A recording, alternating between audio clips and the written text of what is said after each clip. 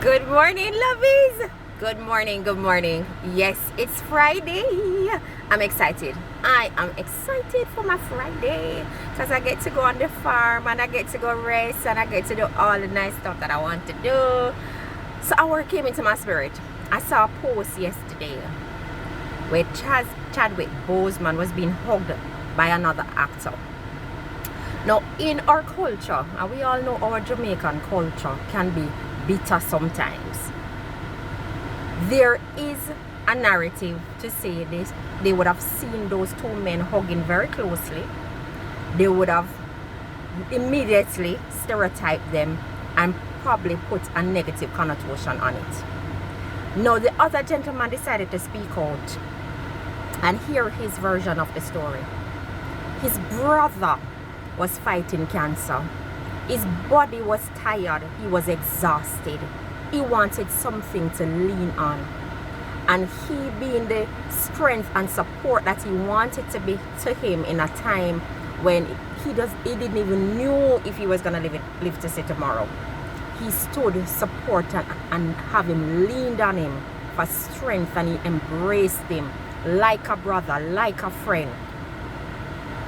How many persons today are being so judgmental of people that when you see something, you don't take the time to investigate, to ask questions. You immediately form your opinion and you create a story and you create a narrative.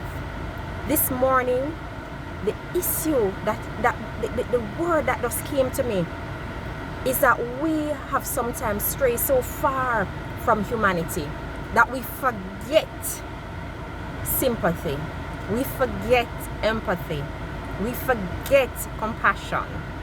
We're in such a time, click and go. And social media is good, it has its purpose.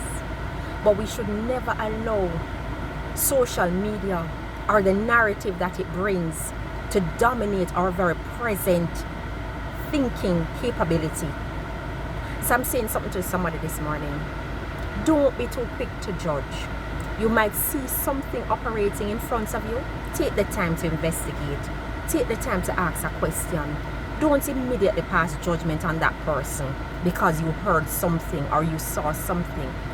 You don't know what is occurring to them. You don't know what they are going through.